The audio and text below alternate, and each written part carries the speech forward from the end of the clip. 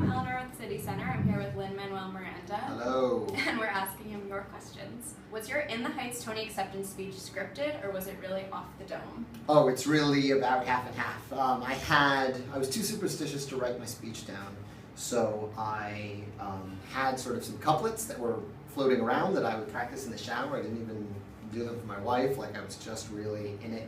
And then half of it came out of who I was looking at, and half of it came out of the stuff I had practiced. I knew I had a Puerto Rican flag in my pocket because it was Puerto Rican Day Parade. It's always on Tony Day. Which song or songs do you wish that you wrote? Oh, geez, so many. Right now, the earworm that I'm jealous that I didn't write is 17 from Heathers. Just when he hits that, can't we be 17? That freaking chord. What sports do you watch?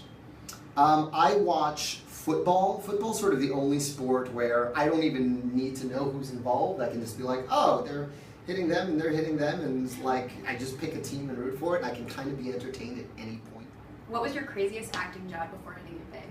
What was my craziest acting job before hitting it big? I played a teenage werewolf in the Astro Festival, which is a really great festival of women's playwrights that was in the now defunct bookstore on McDougal Street.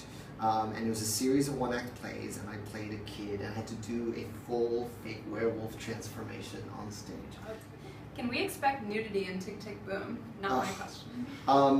You are gonna see full frontal emotional nudity. What was Usnavi's last name? Oh, it was De La Vega. Which is half named after the artist De La Vega, who was an artist I always really admired, a Puerto Rican artist, and because it rhymes with bodega. Do you ever think you'll perform it In the Heights on Broadway again? No, I think I'm done with Usnavi for a little while. There are lots of talented young folks playing him, and that makes me really happy. I'm hoping that the off-West End version that just played in London transfers to the West End, so I get a chance to see it. No, next time you see me in the Heights, I'll be like the dad or the abuela or something. What's your favorite comfort food to eat while working? Favorite comfort food to eat while working? Does coffee count as a food? What style of music do you think is the most challenging to write? Most challenging to write? There are whole schools of jazz that I can't even begin to get my head around. You know, I'm a big jazz fan, but you know, I'm super elementary school version jazz. If someone wrote a musical about your life, what would they call it? What would they call it?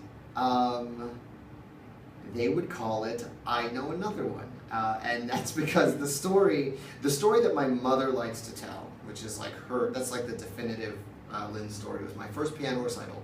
I was 7 years old. My sister was going to play 4 pieces, and I was only going to play 1 piece because they didn't practice. And I only could play 1 piece reliably well. So I went and played 1 piece, and I played my little piece, and it was like da da da da da. It was probably like Lean on Me or something very simple. And I finished the piece, and they clapped. And my mom says when they clapped, I looked up and said, I know another one. I started playing another song, and there was 4 songs. I got 4 songs in before they pulled me off the bench. If you could go back in time to any Broadway opening night, what would you go to? Oh, chorus line. Easy. What's your favorite thing about writing and composing a show? My favorite thing? Being done. It's hard work, and it's lonely work. But my favorite moments are getting to bring a new song in to my collaborators.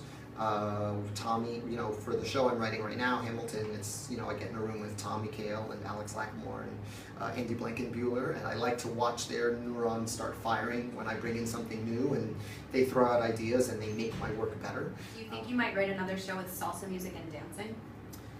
Maybe. Salsa music's pretty hard too. That took my 20s to write. So you mentioned you're working on Hamilton. Is that primarily what you're working on right now, or do you have other projects coming up? Well, I'm primarily working on memorizing my lines here. But after this week is over, we'll go shoot Freestyle in August, and then I'm in Hamilton Land until we open. We're going to start performances in January. Come see Tick Tick Boom at City Center.